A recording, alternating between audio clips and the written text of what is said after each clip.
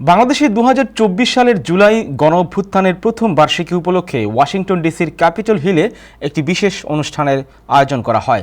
মঙ্গলবার right to freedom, Bangladesh America alliance এবং brain Bangladesh research analysis information network যৌথভাবে এই অনুষ্ঠানের আয়োজন করে। অনুষ্ঠানে দেশি বিদেশি অধিকার কর্মীরা ২৪-এর গণঅভ্যুত্থানে নৃশংস হত্যাকাণ্ড এবং ছাত্র জনতার বিজয়কে স্মরণ করেন এবং নতুন বাংলাদেশ বিনির্মাণে আগামী দিনের পরামর্শমূলক বক্তব্য রাখেন।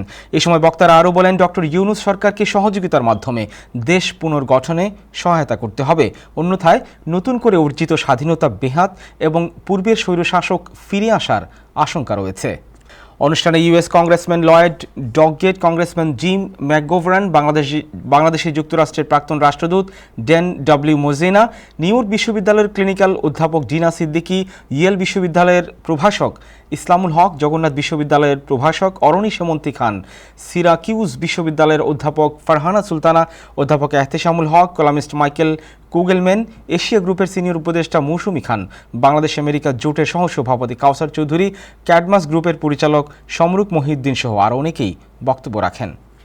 After promising 90 trade deals in 90 days, failing to produce only 2 very incomplete deals, President Trump is now setting this August 1st deadline for imposing more tariff taxes on Americans and limiting and adversely affecting the exports coming out of Bangladesh. In 2023, we turned our attention to the journalists and government critics being surveilled and attacked in advance of the 2024 elections. There are rays of hope today that I didn't see then, quite frankly. A little over a year ago, students took to the streets of Dhaka to demand an end to the unjust civil service job quota. Prime Minister Sheikh Hasina, whose 15 years in power were marked by enforced disappearances and extrajudicial killings, directed security forces to deploy lethal force against them.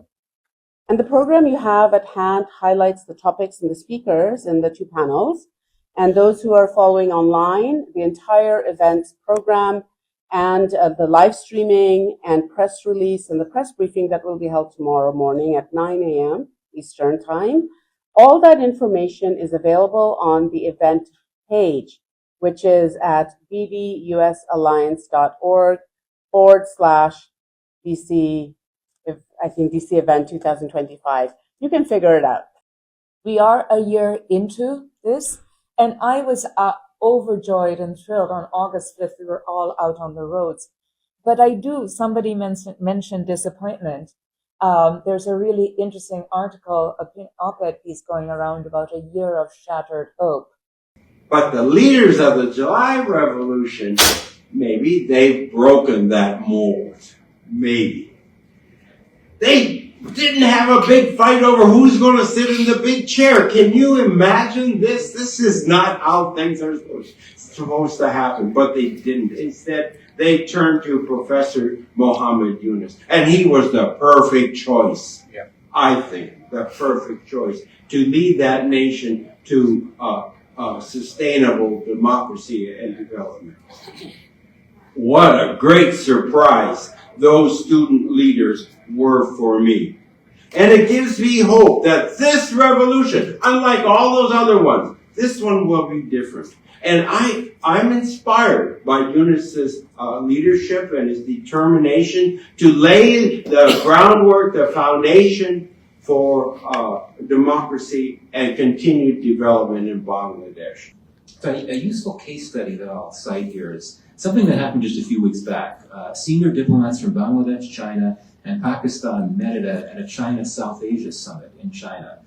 So the Chinese and the Pakistani government readouts of the meeting depicted this gathering as a big new thing, the start of a new trilateral cooperation mechanism. But apparently he was a genius scholar of the Center for Zakat Management, an organization that was run by one of our, something that our families were connected to somehow. So Abu Saeed was a young student, as you know, and he was killed. And so the family member just said, I know many of you have met him and this has happened. Again, it didn't register. And I get back to ADB and I'm having lunch. And by this time, it's very clear what has happened. I'm having lunch with some senior management folks. And they said, the internet, it almost caused the lack of internet in Bangladesh almost caused Bangladesh to default on a very large loan. We just should be thanking Time Television for their live broadcasting via streaming. We channels are there streaming on YouTube and Facebook. So with that, I'd like to start my little speech. So today, many have spoken about the crisis we have faced